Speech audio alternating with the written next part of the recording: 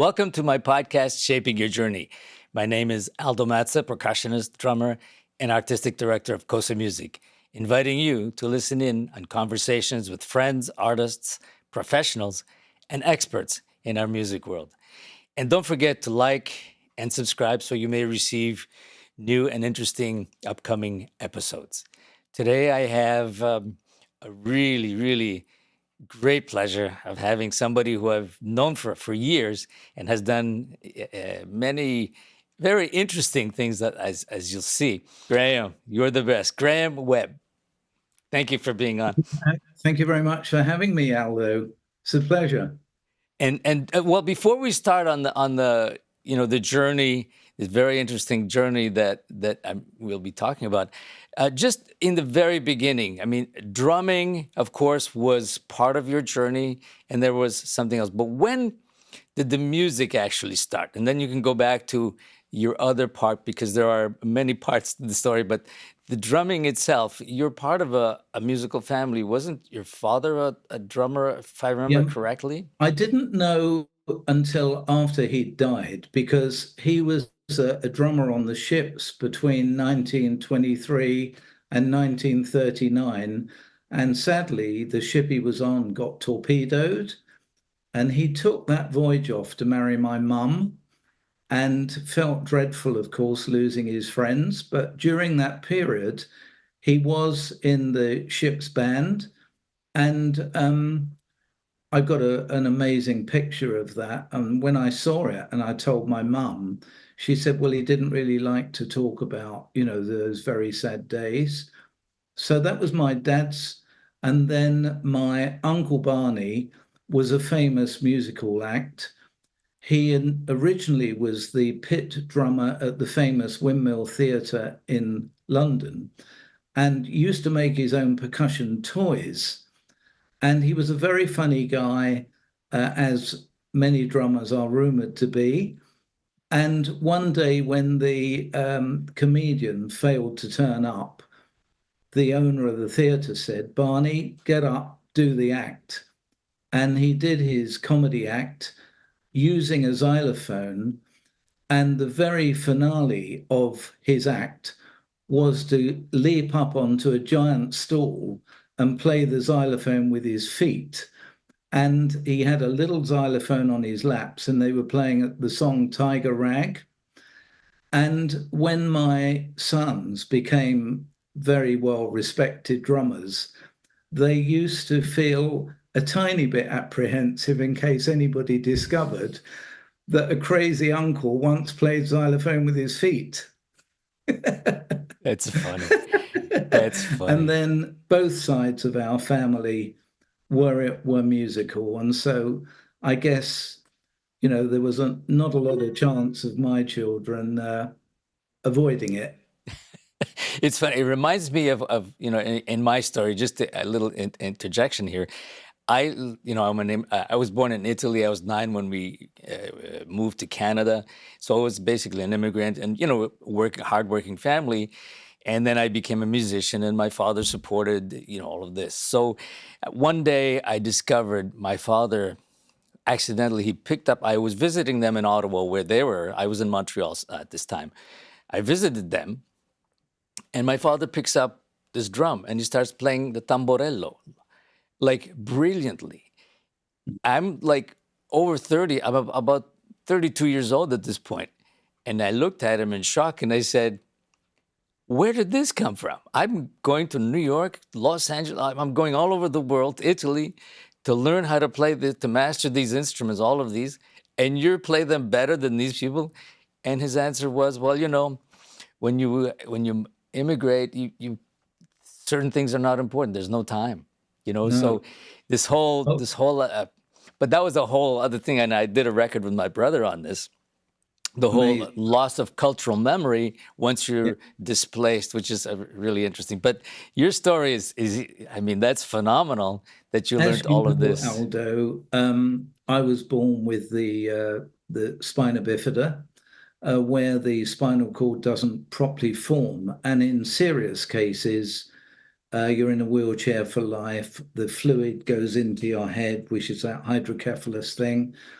And I was very lucky to be one of the 10% that didn't have that. But what it meant was that in those early days, I was incontinent and had really weird shaped feet. And back in the day, in the 50s, there wasn't the holistic thing there is now, where the doctor would wonder why it's like it. And so I had, hard to imagine, but I had no confidence or self-esteem all through my childhood. We were living in a government supported apartment. We call it a council flat in the UK. And so I didn't have any wherewithal or ability to make myself play drums. I used to tap on great big thick telephone books to music, but it was only when I eventually went on the ocean liners, like my dad, um, in this case, working in the shop, the hairdressing and the shop. And on there, I discovered there was bartering. So the ship's drummer would get a free bottle of shampoo or a haircut or whatever.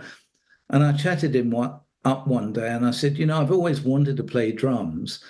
Would you kindly show me some things?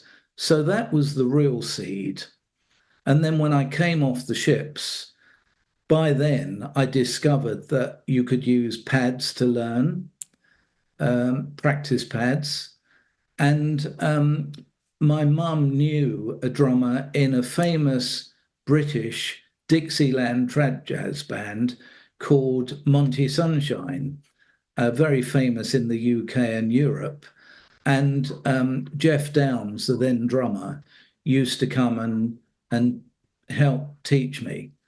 And that was the main entry. And then eventually, my mum, in my autobiography, there's a chapter called The Driver and the Driven. And my mum was definitely a driver. And she spotted an ad for a drummer in a little dance band called The Planets. And I went along for the so-called audition. They were pretty rubbish, but then so was I. And that was the first time I actually started going out doing gigs. How old were you at this point? How old was I then? 18. 18, okay. And then as I gradually got a little bit better, I moved over into rock and roll and country rock and stuff.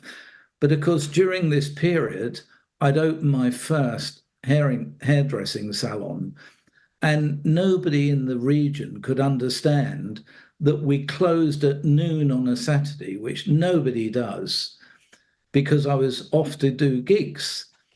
And, it was an unusual business, but my music clearly was a massive part of it. And whenever you're running a business, especially when you're the boss and things start growing, you can't act like you might do in the band van. And it's a very, very healthy situation where you're playing your corporate role in the day, and then you get into the band van and the language and the attitude changes. It's very healthy. Yes, yes. And then you had started these, I remember, because you had come to KoSA and told the stories, which is, I mean, amazing, really amazing. You had started your salons, but then that grew. And what did that grow into? You had some products as well that you Well, I developed? ended up having about 20 locations in the UK. And then I went to America because at the time, America and Canada did look to Europe and the UK for the fashion. And we went to America and started doing like these big hair shows, like fashion shows, but for hair, but it included clothes. And I fell in love with Canada and the States. And we seemed to have the formula for what people were then looking for.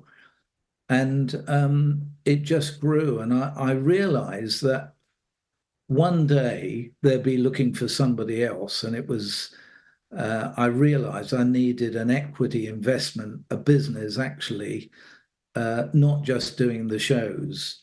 So that was what happened, the short version of what happened. And eventually, my partner and I co-built the third biggest professional hair care company in America.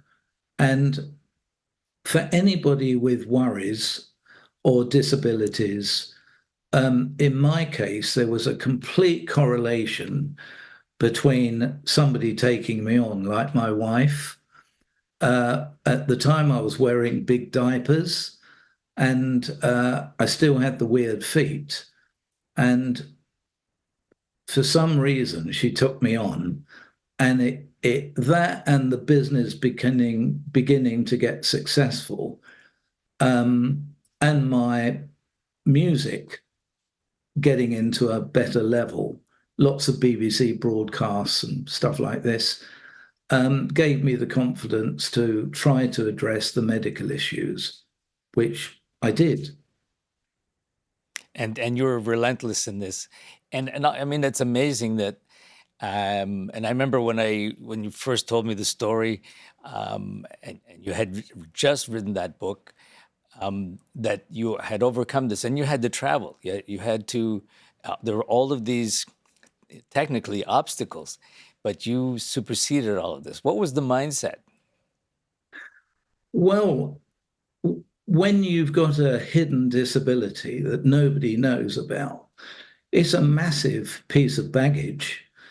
And as I became more and more successful standing on big stages, talking to lots of people, I realized that the lights from the on the stage made my feet that were sticking up through the shoe, it shined. And I felt shocking. And I used to go into the restroom with a matte spray and spray on the shoes so the bumps didn't shine so much in the lights.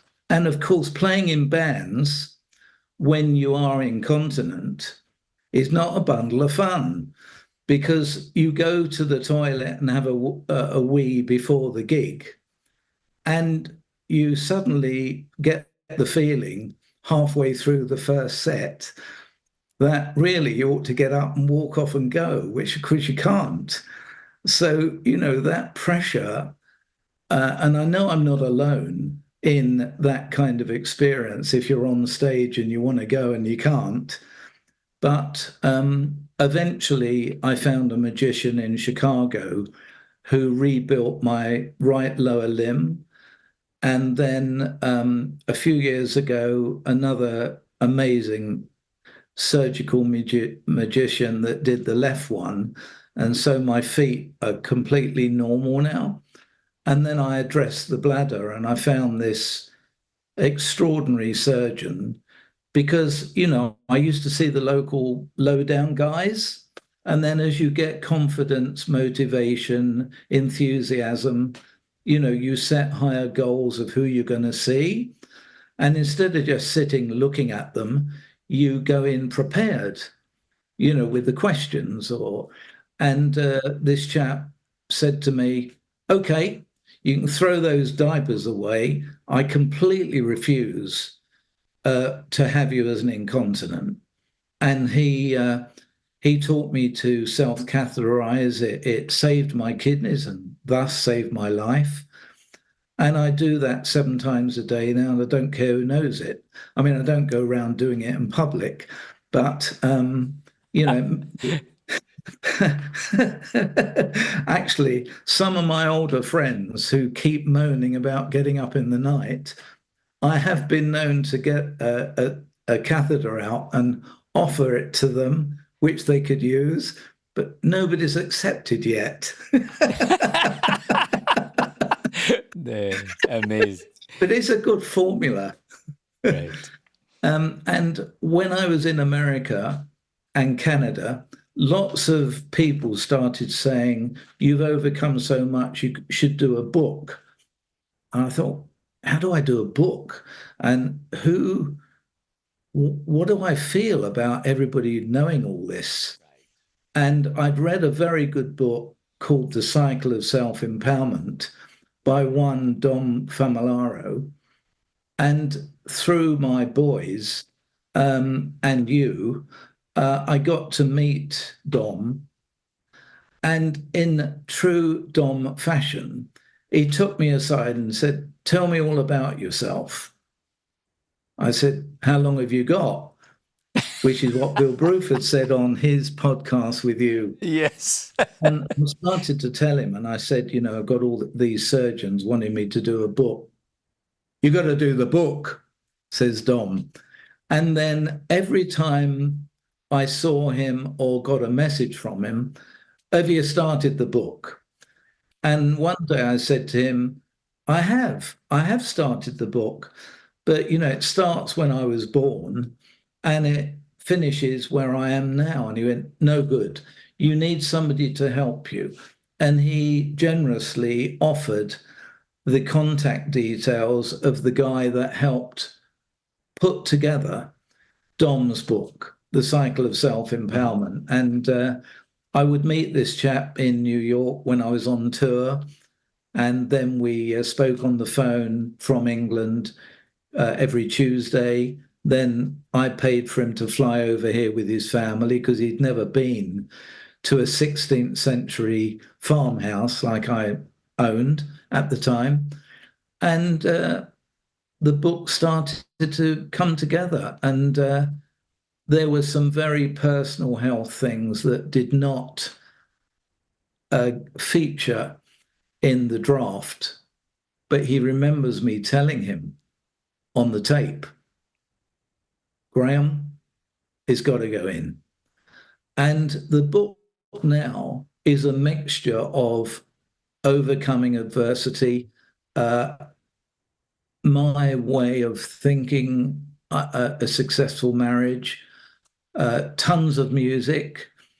Not so much me, although it's there, but more, my kids and life-work balance. All the things that I'd learnt were important for traveling musicians or people in business working hard. And to my great shock, it became a bestseller in all English-speaking countries. And the profits from the book went to help disabled children like I used to be. But I never Okay. expected speeches in Australia, China, India, Canada, the States. It was a whole new profession that I had to learn to try to be good at. Yeah. Amazing, really. Yeah. No, and I remember when you came to KoSA. I mean, your Brad was there. Your son Brad Yeah. was there. Was it only Brad that came? Rod came, my oldest son, Rod came, Oh, Rod. Yes, yes, yes, yes. and I And came out of my depth, but I came.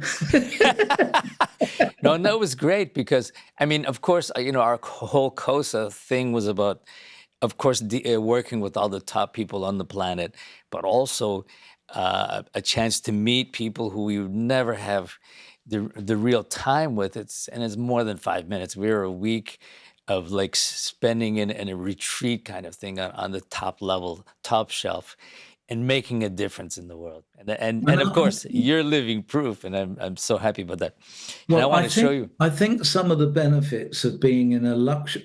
Oh, thank you. That's it. That's the book. I think some of the benefits of being in a luxury brand industry, like beautiful beauty products and stuff. It's a very good thank you or intro or whatever, rather than, yeah, I make widgets or nuts and bolts. And because I'm a drummer, I had the great good fortune to meet Liberty DeVito, who could not have been more kind, inviting me to gigs. And I even put together a promotion in New Jersey, like the best-selling salon in New Jersey over a period would win tickets to Billy Joel with a limo provided. And Lib, bless him, honored every moment. Beautiful. Then when I had my right lower limb rebuilt in Chicago, Lib called me and he went, Billy's gig is in Indianapolis at the end of the week. You should come. And I spoke to the surgeon, and then a very professional, formal man said, "No, I don't think I can come. I'm far too busy." And the next day, the guy rang me and he said, "My wife's furious. She wants I want him to take you, providing you're medically up to it." I was in a wheelchair, Okay. and there we were in his Mercedes going to the Billy concert in Indianapolis, going down the ramp underneath, parking next to Billy's getaway car, and wheelchaired into the gig. And so Liv was an amazing inspiration, good fun. Yes. And, Mandy and I were honored to be invited to his wedding, back in New York.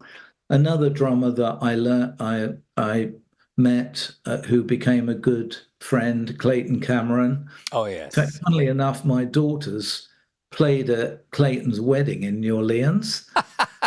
Wow. I, That I didn't know. Okay. I think, there was a little bit of, mutual friendship there. Perry Cavari, the wonderful New York drummer, I went to Sing Sing Sing on a night off and thought he was terrific. And I went backstage purely to say, I'd like to say hello and say how brilliant you were in Sing Sing Sing. And he uh, he was very surprised that I bothered, but everybody likes a compliment. And eventually, he came over to England for a holiday and stayed at our farmhouse. And I used to crash down in his house when I was working the New York market, which was nicer than staying in a hotel. And of course, at KoSA, I became friends with Walfredo, Ah, yes. Walfredo Reyes Jr., Wally. And when he was on tour over here doing clinics, I got him down into the country and he put muddy boots on and was tramping across the fields with my dog, absolutely out of his usual realm. But he told me it was just a very nice way of having a break during the tour. So they're some of the people in music that inspired me. But I've got to mention this.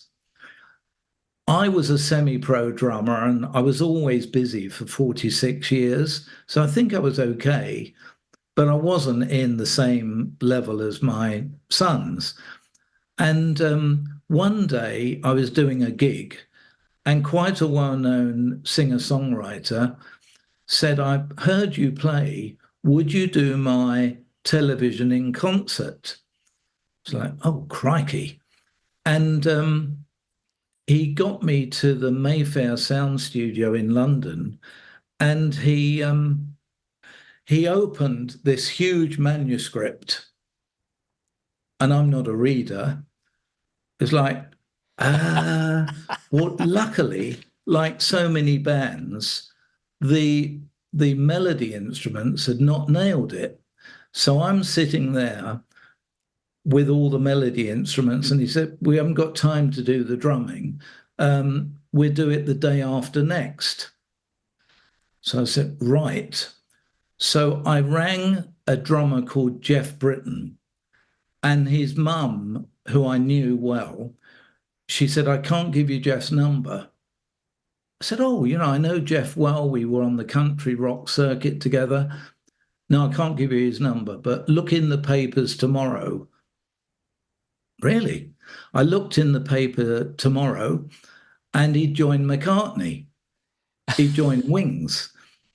And he rang me. I said, "Jeff, I've got 2 days to try and nail this." And I got together with Jeff. And right now, Aldo, they've discovered the film of the Wings Over America rehearsal, which was at Abbey Road Studios in the 70s. And it's just come out as an album. It's called One Hand Clapping. And Okay. I'm going to the cinema next week to watch my mate Jeff pounding the tubs with McCartney in the Wings rehearsal, which is going to be pretty amazing because Jeff's Nice. 80 now and lives in Spain, but he was a good tub thumper. I mean, unlike me, he was very good during the progressive rock days, all those polyrhythms and all the stuff I could never really do. Used drumsticks like tree trunks, and but obviously he auditioned with McCartney. I think he got down to the last two, and the guy that was playing with the singer-songwriter right up until the one that he asked me to do was a guy called Rob Townsend, who was in a famous band called Family.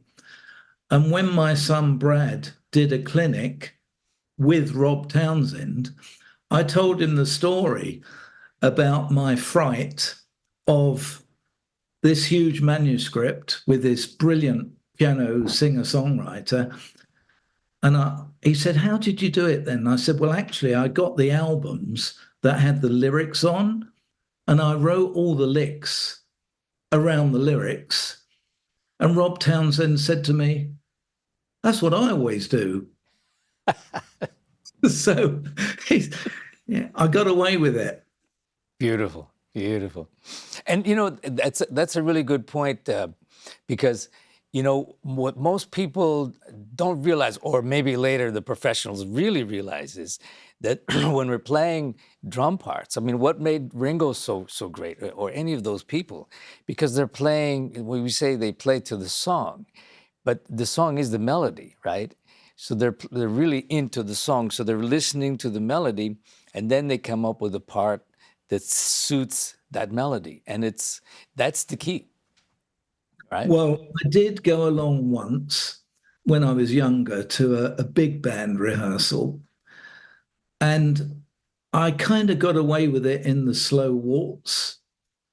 But when the next tune came up, 1, 2, 1, 2, 3, 4, I realized it wasn't for me. But happily, my sons are both great readers. And I see Brad with the Jamie Cullum Big Band or one of those.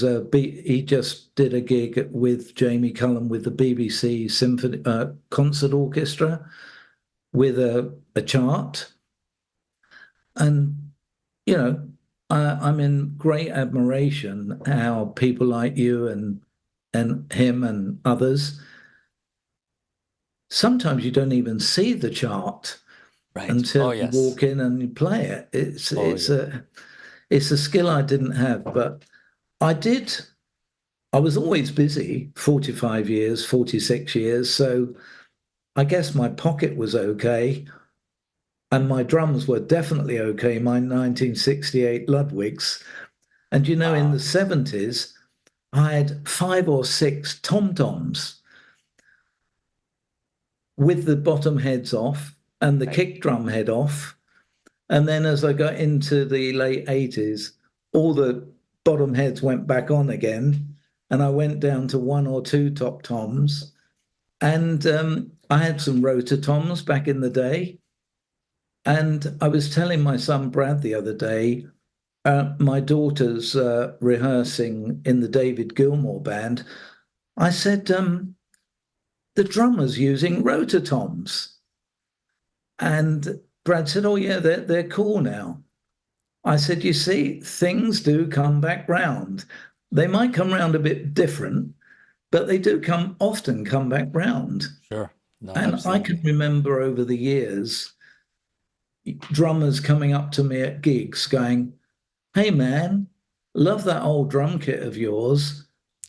Which vintage shop did you buy it in?" So, of course, I rather embarrassingly said, "Actually, I bought new." Nice. I could say, Graham, that I still own my first set of Ludwigs, which were 1965 super classic silver sparkled Joe Morello kit that I bought secondhand. I still have them, and I use them a lot in sessions. And then I worked them. I took them apart because there used to be springs inside, so I stuffed the springs because you could hear that sound. Hmm. But of course, I have many, many kits, but that one I probably got the most use. And those Ludwigs, you couldn't.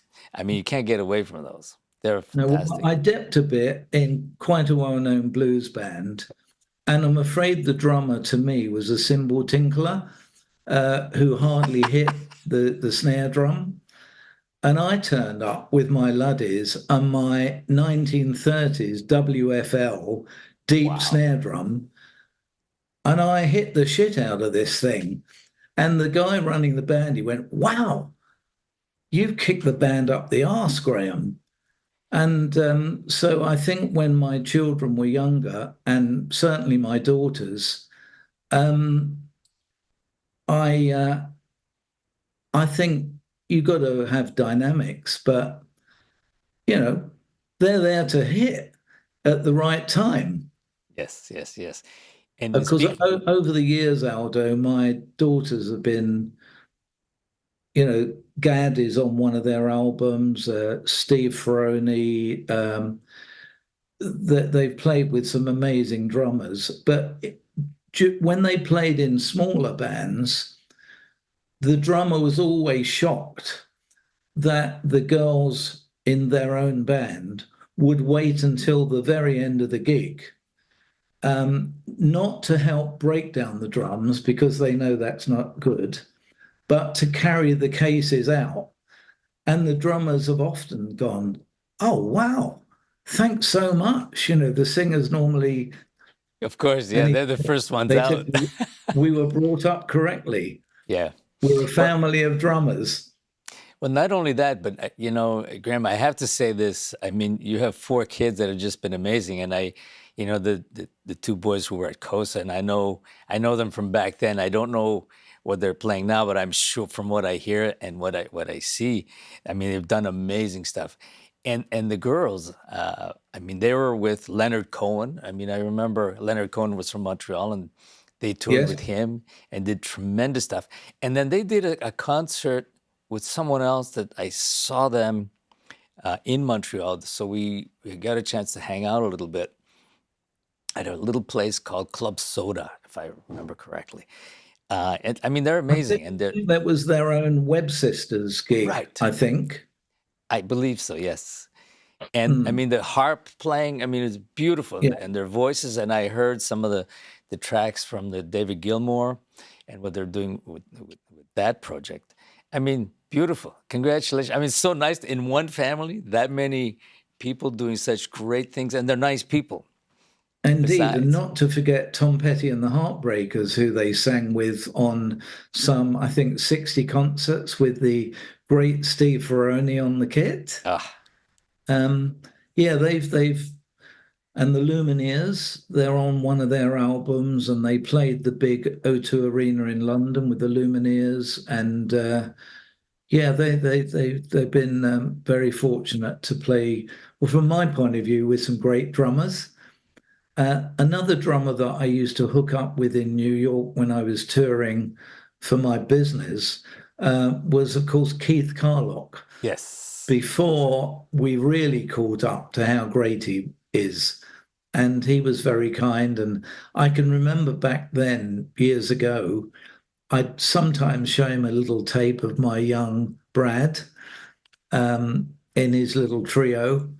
And he was always very encouraging and nice. And I think all the good ones are encouraging, aren't they? Absolutely, absolutely. I mean, it's part of our thing that we get such joy of seeing somebody not only, I mean, interested, but really working at it and really wants uh, to improve, to be a better person in the big picture. And I Yes. think it comes with the territory that we can't help it. We want to help, and we have to. It's like it's like a necessity. When somebody comes to me and I stop, it was like, you remember Jim Chapin, of course. We Of had to have, course. he would stop anywhere and he would be stopped anywhere and he would help out, give an idea, give, how do you do this? What was the idea behind that? And this technique. And, Oh, yeah. always. My sons do the gym type Moella kind of deal, which obviously I never had the benefit of doing. But I think schlepping my kids, we've always had to have a big van, not just because of four kids, but because we had a concert harp and a drum kit in it a lot of the time when the kids were going around to lessons and things. And of course, lots of people make a joke about why didn't they learn the piccolo or something, but it just happened to be concert harp and drums. And I, yeah, I because a lot of my story, well, the strapline on my website is victory over adversity because there's so many things I had to climb over or under or around.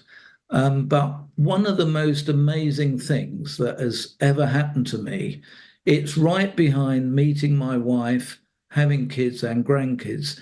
The next thing is I got a call from a young guy in Estonia in the East. And he said, Mr. Webb, there's a young blind man who has spent 3 years translating your book into Estonian. Wow. Can we have permission to publish in the Baltic countries? And I said, who for? And they said, Baltic Disability. I said, do it.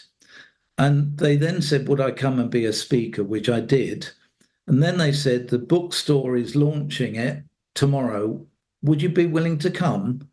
Yes. So I went to that.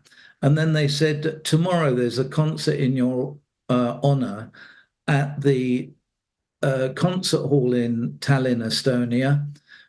Would you be our guest of honor? So my wife and I went, and all the musicians had a sticker on their arm, and it said, born different, born special. And when the conductor got the bouquet at the end, they passed it over to us. Well, here's the punchline. Jamie Cullum, who my son is touring Europe and the UK with soon, has never played Estonia, but he plays it on February the 13th. And you bet I'm going to be there. And Brad has kindly arranged tickets for this amazing family and me. And when I met them and the first time, they said, how's Brad? How's Charlie? How's Roderick? Because, of course, they'd spent 3 years translating the book. Right. So it comes back to the music again. And I'm going to be very emotional and proud, at that event. Whether it's in the past when the podcast comes out or the future, doesn't matter. It's the fact that music has ended up, playing a part in that. We are so fortunate to have music in our lives. Of course, it's one of your common themes, and the common themes that has, bridged us, and you came to KoSA because of that. And that always opens up doors and opens possibilities for many reasons, because it's so universal. I mean, it's so universal. Yes. And it's that thing that just is renewed, is never old. And is that language, it's that, is like a blood. Everybody's blood is red, right? Yeah. It's like that common thing that we all understand. And it knows, I mean, it knows no boundaries. And then those of us who get it are on board and we push it forever. Yes. I mean, when I've been lucky enough to be invited to some of these big gigs with my kids, especially the girls, and we go backstage sometimes, and the musicians say, "So, are you a musician?" And I say, "Yes." And they go, "Oh, what do you play?" I say, "I played the lead instrument." in the band, and they go, "Oh, you're a guitarist." I say, "No." Oh, piano. I said, "No, drums." And I won't Nice. repeat on here the word that is normally used by the non-drummer, but because they do appreciate how important we are. But I like to have that little joke, I Beautiful. play the lead instrument. I'm going to use that, Graham. That's beautiful. I love it. But, you know, and it's if we're not there, it doesn't. It's a different world, and we Absolutely. make that difference. Yes. Yes. Yes. I mean, it's really interesting in having people who are so positive in like being always part of that solution. So it's not you don't live the problem. You're always looking at what is the solution. Like, how can I make this groove better? How does it sound better? Your personal things that you had to overcome.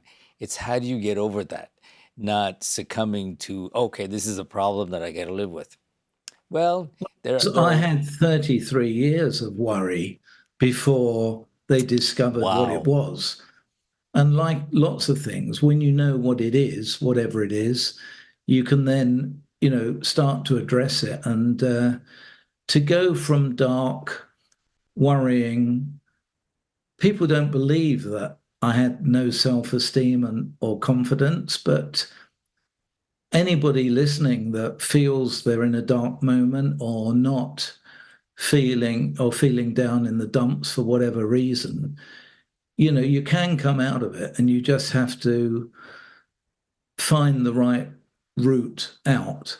I had so many people telling me uh, who I was. Don't let anybody else tell you who you are. And I think if you can try and create a bit of joy and happiness through music or anything else, and you lift other people up through it, it's amazing how you lift yourself up at the sure, same time. absolutely. And the other thing too that you mentioned earlier, in your relationship, having somebody in your life who believes in you, who you connect with on that level. And I'm so happy to hear that because that is so important, and that can only happen if you're a genuine person. Somebody else will always see that, and Yes. then when we have that good fortune of meeting that person unconditionally. I mean, I've been fortunate. Yolan, of course, has been my, as you know, and Yolan. She's a beautiful person, both inside and out. She's brilliant, and always nothing has ever changed. She's always there, and you're there for each other. And when you have that kind of support, it's like music is your gift that you have. These other interests that you have, these people or this person who is there all the time. So because you need some feedback, you need to be able to speak to yourself while somebody's listening and saying, "What? No, no, you can't do that, or you can do that." My wife is a very nice, calm rock with a good personality. And I'm out there crashing the trees down through the jungle with all the different ideas and things like that. And in the London Times recently, there was an article on partnerships, and one of the headings was "Embrace the differences." So, because I often remind Mandy, "Hey, Mandy, embrace the differences." I've also got a tip because people that are touring a lot in bands or me in business, you're away a little bit more than what you want to do. I've often got question and answers after a speech like, how come you managed to hold down your relationship? And I said, I had nobody tell me this, but I used to come home and I always took one of the children away for a night or two, bed and breakfast. It didn't matter where it was, one on one. You can detect if your child has got a little worry there or not. And sometimes I'd go near a clothes store and I'd say to one of the children, I fancy buying a shirt. Could you pick one for me out of that shop? They all remember this.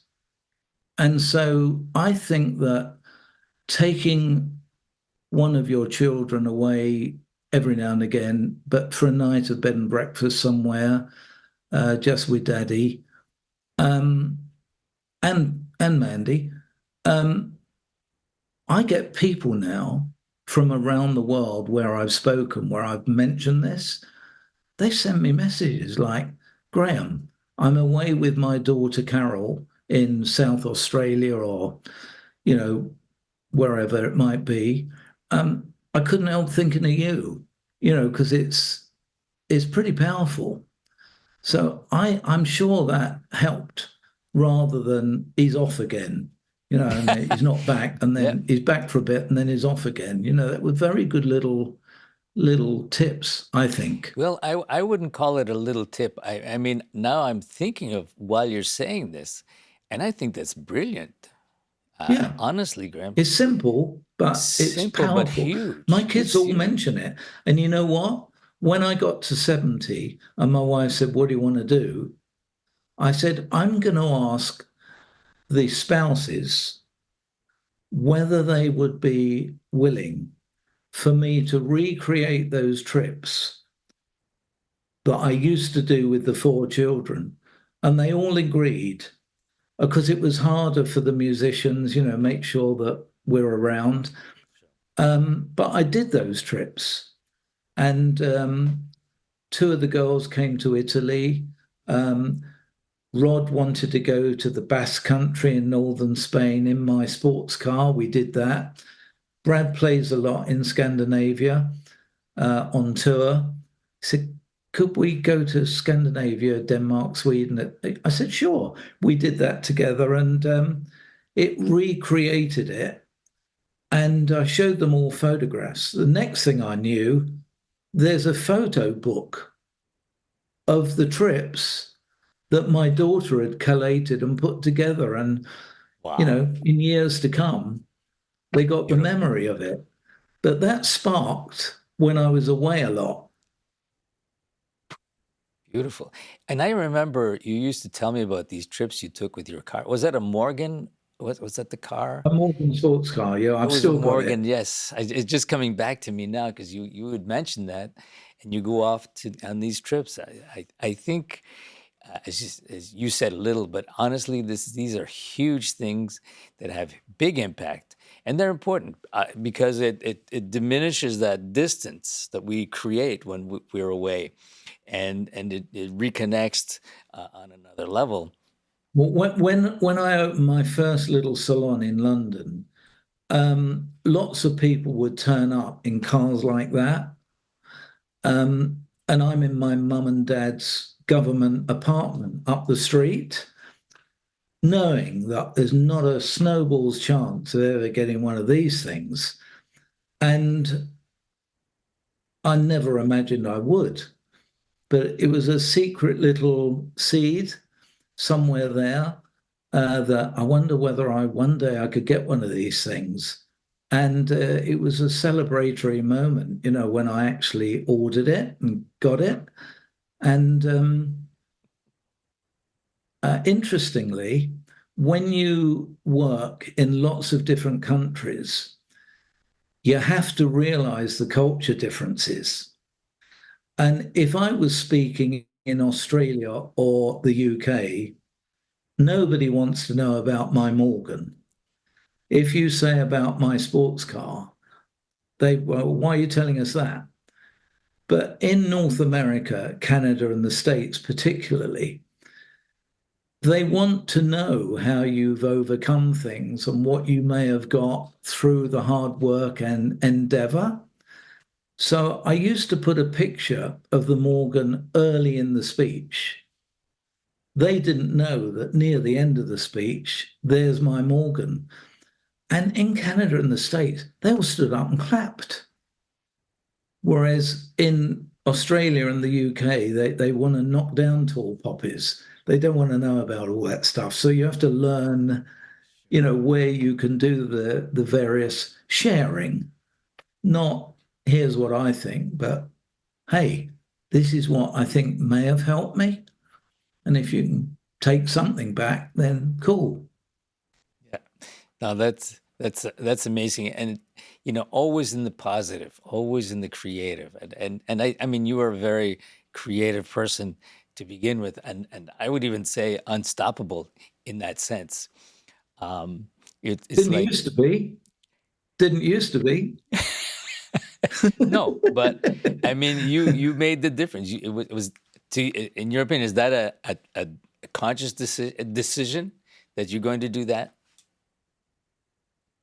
Um, I don't think I could see past the end of my nose in those dark early days. Okay. Um, but I think it evolved, through the reasons that I shared with you, luckily meeting Mandy and standing by me and encouraging me and the business. Because when I dropped out of high school at 15, encouraged to do so, my final school report, which you'll remember in my book, was Yes. lazy, silly, bone Yes. idle, and apparently content to remain so. I mean, they could write stuff like that back then. I mean, how encouraging is that? And then I applied to 62 companies to get into sales. Nobody would see me. Nobody. So it's like being hit over the head with a hammer, every time you applied. And then my mum saw an ad for a trainee barber hairdresser, which was the last thing I wanted to be. And I wanted a drum, but because I had the weird feet and stuff, I thought I can't, not going to do that, can't do that. And amazingly, this chap took me on as a barber hairdresser trainee, and I could see that at the right end of it, working on the movies or the ships or owning your own place or building your own product I could see that that might be possible somehow. And I can't believe it happened actually, but it did. Yeah. Well, that's And enabled me to meet so many of my drumming heroes over the years. which really makes the difference, and that becomes like stepping stones for our uh, references in points in our lives. When you met this person and this person, which is not your main theme, but somehow those are the reference points that I mean, I know it happens to me when I run into people that I've always admired and then eventually work with, or that kind of stuff. They're all pointers, and it's funny because one doesn't plan it that way, but then you start realizing that you can, and then when you see you can, then you do, and you don't stop, and that's what I think you did. I mean, it looked. I mean, look at you. You're living proof, of course. Well, I think my kids used to come to some of my gigs and they could see how much fun I was having. Ah, And my luddy was always set up and they'd all go and have a tap on it. And I tried not to over encourage. I did a little bit of encouragement, but not over encourage. I was a brilliant supporter when they chose to need support. I was right there. But I remember, like all parents, trying to share some wisdom with kids. I can remember in the very early days when Brad was doing gigs at, 14 or whatever it was, I'd say, did you pack the cowbell? And he'd go, no, I won't need a cowbell. And you tried to find a way to say, maybe you should just chuck it in, with the spare snare drum and the spare kick pedal um, and sometimes it would happen and sometimes it wouldn't. But because I always notice now there's a spare snare drum and it's and I do tease Brad because in 46 years, nobody's carried my drums, schlepping up and down stairs and lifts and elevators. But I love it privately when he walks on and sits down, because it never happened to me. He does deserve it, but I do occasionally remind him. He said, "No, I do carry my drums sometimes to things." I said, "Yeah, right." But it's good just to remind him. Sure. No, He's no, good that's fun, so he takes it in good stead. So yeah. and it's funny because when you go through that process, when you're people, you have roadies and technicians and who carry things, but every once in a while, as that drummer, you really want to move it yourself. And then once I got blasted on a stage, I really wanted to move and set up the drums myself. And then first of all, the technicians are going, the people in the band, I said, "What are you doing here? You should be over there." And then I said, I haven't worked out in a week. This will be my workout. I really need this. So then it becomes something else, not necessity, but a different kind of mindset that I really want to move and I want to, put my mind on something else for a minute. So it's funny. So tell Well, Brad I said that, that this it's this okay. doesn't happen often with my kids, but I remember I was on tour and I was in Atlanta, and the area manager of the Graham Webb company said, "I'm going to take you to a jazz club in Atlanta." And I said, "Oh, great, love that." So we went to this club. There's the stage in this club, and the drummer arrived with the roll of carpet Oh, followed by the drums. And he's standing there looking at the stage. Where do I set up? Down went the carpet, up went the kit, and then the band arrived. And could you just like move, a few feet to the right or left? And I'm watching this. So in the interval, I turned to the page in my book where I refer to this, and I went up to him in the interval with the page. I said, "Hello, I'm a drummer. I thought you'd like to see the piece in my book where I referred to what you had to do." And he went, "Oh, can I borrow that?" He went running out the back to the band, which I'm sure got no reaction. But it's one of those things. And no, no, leave the drums with her. We can all grab the carpet and pull it along the stage like a tablecloth with the cups and saucers, and it's it's one of the things, isn't it? yep. You get there with the band and you got drum cases and drums, and then the band go, bloody drummers taking up all the stage with the so but you get there early and want to avoid that, Right. and you always pick slightly the wrong location, don't you? Right. Or you show up, or another one. And I love that. I love that. And another one is if I was hired to be a percussionist on a big major show that's coming in, then I have to think, oh, in this one, I'm playing drums, but then I'm also playing timpani. I'm also playing mallets. So I have to show up, and timpani, of course. And so I show up an hour and a half, 2 hours early with the instruments there and set it up. And then I leave. But here's what happens, Graham. Not just the kit. The musicians arrive and they take the music stands. Oh, and it happens with the fold back, doesn't it? Eh? If there's one fold back too short, it's the drummer's one that goes, as if like we Of, don't need to hear. of course, of course. I love it. Oh, yeah, yeah. We can go on and on about that. The- Yes. Graham, I really want to thank you for sharing all this with us and with me. For me, it reminded me of stories that I've heard in the past, of course, when you came to KoSA and both your sons, and also seeing the sisters, what they're doing. I mean, this is beautiful. I love this. And I'm so happy that we were able to, to share this and the stories of this, everything is possible idea. Yeah. and to me, you're one of those living examples of everything is possible, even those things that seem to be impossible. But Well, you remember just one of my little lines when I spoke at KoSA, because I looked it up: anticipate the unexpected. Whether that is bringing your cowbell when you think you're not going to need it, or whether it's a thing in life or business, if you can try and anticipate the unexpected, then you can handle it better when it happens.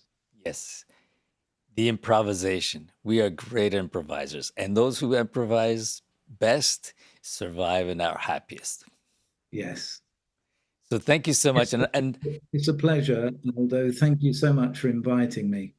oh no, thank you. And honestly, I say this with deep gratitude that you did this. And I've been thinking about this for a long time. And then I said, of course, I'll reach out, and I'm sure he's busy or maybe in his car some. I'm not sure, but I will find him. And I'm so happy that we got it to work out. And as I always say, to be continued. Thank you.